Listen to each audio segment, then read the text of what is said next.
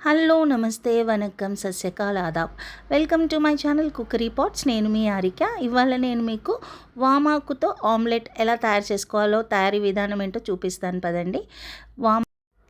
వామాకు చెట్టు నేను ఇలా తొట్టిలో పెంచుకున్నానండి. వీలైతే మీరు కూడా ఇలా పెంచుకోవచ్చు. ఒక చిన్న మొక్క పెట్టినా కానీ, ఒక చిన్న పీస్ పెట్టినా కానీ ఈజీగా పెరిగిపోతుంది అనమాట వామాకు. ఇప్పుడు ఫ్రెష్ లీవ్స్ 2-3 తెంపుకుందాము ఆమ్లెట్ కోసము. అండ్ ఇలా వాటర్లో మంచిగా వాష్ చేసి పెట్టుకోండి లీవ్స్ని, ఓకేనా. ఒకసారి రిన్స్ చేయండి. అండ్ ఇలా 3 వామాకులు తీసుకున్నాను, ఒక చిన్న ఉల్లిపాయ తీసుకున్నాను, ఒక క్యారెట్ తీసుకున్నాను నేను, అండ్ ఒక పచ్చిమిర్చి తీసుకున్నాను సన్నది, ఇది ఆమ్లెట్కి. అండ్ ఇప్పుడు వీటిని మనం ఎంత ఫైన్గా పాసిబుల్ అయితే అంత ఫైన్గా చాప్ చేసుకోవాలండి ఈ వామాకులని. అంటే చక్కగా సన్నగా ఫైన్గా చాప్ చేసుకోండి, ఓకేనా. ఇప్పుడు నేను ఈ వామాకులు మీకు ఎంత ఆమ్లెట్ కావాలంటే అన్ని ఆకులను తీసుకొని ఇలా ఫైన్గా యాజ్ పాసిబుల్ చాలా ఫైన్గా చాప్ చేసుకున్నాను అనమాట. అంటే మరీ పెద్దగా ఉంటే కూడా బాగుండదు అనమాట. చక్కగా ఫైన్గా సన్నగా ఉంటేనే ఆమ్లెట్ అనేది టేస్ట్గా ఉంటుంది. ఇలా వామాకులన్నిటిని నేను ఫైన్గా చాప్ చేసి పెట్టుకున్నాను.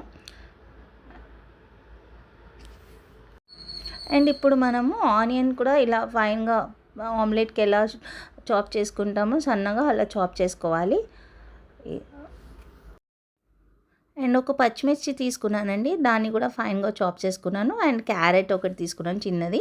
ఇది ఆప్షనల్ అండి, మీకు నచ్చితే వేసుకోండి, లేదంటే స్కిప్ చేసేయండి.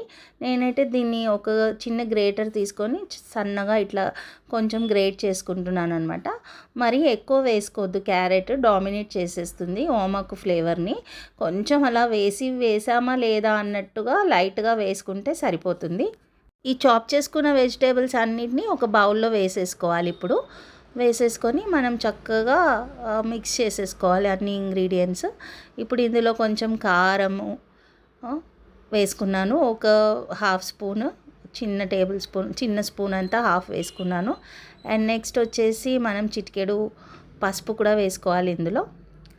అండ్ రుచికి సరిపడా సాల్ట్, కొంచెం ధనియాల పొడి, కొంచెము అల్లం వెల్లిపాయ పేస్ట్ ఒక చిటికెడు వేసుకున్నాను. అండ్ ఇప్పుడు ఇందులో మనము ఒక 2 ఎగ్స్ వేసేసుకోవాలండి.